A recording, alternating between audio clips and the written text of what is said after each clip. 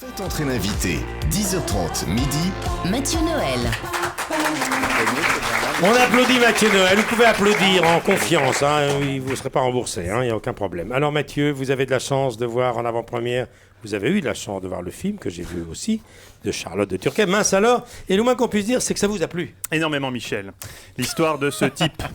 Bah non, Mathieu, là, c'est pas commencé encore la chronique. C'est le ton de ma question qui Mathieu rit déjà. L'histoire de ce type odieux qui envoie sa femme en cure d'amaigrissement, forcément, ça m'a touché. J'ai tout de suite été en empathie avec cet homme. Je le comprends, moi-même, en l'espace de quelques années, j'ai vu ma femme changer. Quand je l'ai connue à la fac de lettres, Viviane était encore une jeune fille élancée, gracile.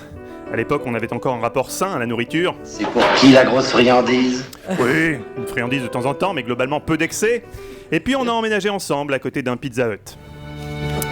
C'est là que les ennuis ont commencé, Michel. Une pizza achetée, une pizza offerte, du lundi au vendredi, même sur les cheesy crust. Une offre vicieuse qui a piégé bon nombre d'étudiants désargentés, dont nous. Résultat, aujourd'hui, après 5 années de 4 fromages supplément jambon cru, Viviane est méconnaissable. Chaque soir, je suis le héros involontaire d'un film d'épouvante.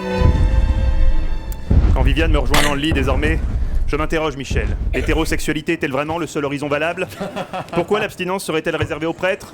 Le nanisme est-il honteux, passé 30 ans? Attention, je ne la blâme pas, hein. Non, elle fait tout ce qu'elle peut pour raviver la flamme. Bonjour, j'enlève ma culotte. Mais quelque chose a changé, surtout depuis qu'elle a la voix de Franck Dubosc dans les petites annonces. Ça, je dois dire que ça a été la goutte d'eau. Bref, dans certains cas, la cure d'amaigrissement, c'est une bonne idée, mais pas tout le temps. On en a fait les frais ici même à Europe 1. C'était au mois d'octobre dernier. Suite à une vague d'audience qui n'était pas franchement un tsunami, notre patron, Denis Oliven, a passé ses troupes en revue.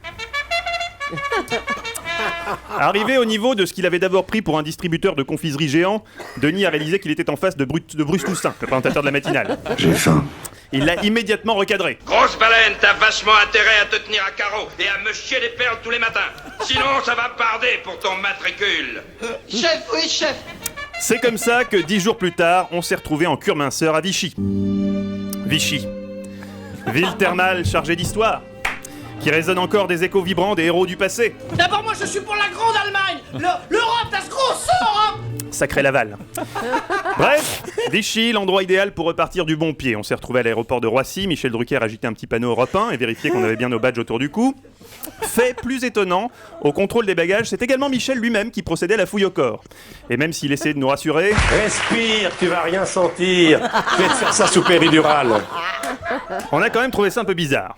Une fois ces formalités accomplies, on est monté dans l'avion, Michel a poliment salué le pilote. C'est un très gros calibre, fais décoller ton putain d'avion. Il a également salué l'hôtesse. Vous voudrez autre chose quand nous aurons décollé?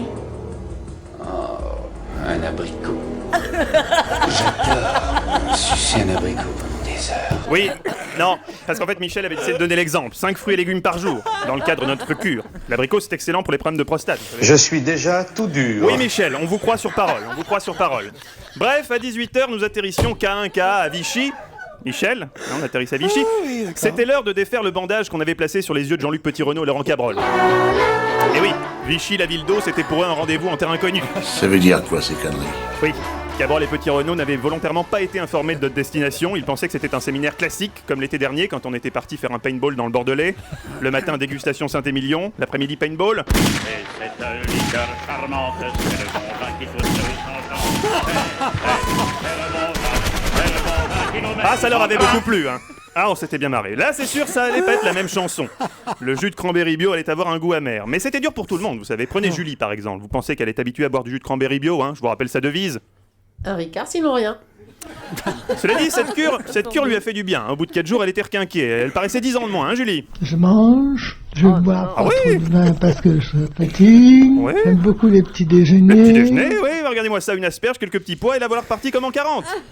1940. Quant à Bruce Toussaint, on ne l'a pas vu du séjour, il est resté barricadé dans sa chambre d'hôtel, les rideaux tirés, s'adonnant à des plaisirs inavouables devant une chaîne câblée. Si vous voyez ce que je veux dire, oui, le petit pervers, il regardait Cuisine TV. C'est un émincé de chevreuil pris dans le cuisseau, convenablement bardé, doré à feu ardent, rôti à feu moyen, accompagné d'une marinade préalablement passée. Puis relevé aux genièvres, au porteux et à la sauce poivrée. Le tout servi dans une purée de châtaigne et de la fête sur les sols. Oh, n'en jetez plus. Bref, tout ça n'est pas glorieux. Enfin, un autre membre de l'équipe s'est caché durant tout le séjour, c'est Mathieu Madénian. Lui aussi a refusé de sortir de sa chambre pour raison professionnelle, nous a-t-il expliqué. Il venait d'avoir une grosse proposition. Le cinéma était venu le chercher pour un rôle qui s'annonçait énorme. Mais qu'est-ce que c'est que le Spoons? Le Spoons, c'est un rôle extraordinaire dans un film extraordinaire. Oh. Du coup, Mathieu est resté enfermé toute la journée pour travailler son rôle. Non, la porte, je l'ouvre pas. Il faut que je réfléchisse. Bon, bref, on s'est bien amusé à Vichy, surtout le soir, quand après avoir bouffé 2 endives, même pas au jambon, on se retrouvait dans la salle commune pour l'animation karaoké. Je me souviendrai toujours du soir où Laurent Cabrol avait tellement faim qu'en désespoir de cause, il a tenté de bouffer le micro du karaoké. Non, recrache Lolo, recrache. Alors on n'a pas pleuré. Enfin, chers invités, j'imagine que vous aussi, sur le tournage de Mince alors, vous avez dû vivre de bons moments comme ça. La fête de tournage avec Victoria Abril, ça a dû être quelque chose. Attention, peut-être que je vais mettre ma culotte sur la tête. Ah bah ça avait l'air sympa aussi, cette fête. Mathieu Noël. Bravo. C'était pour vous.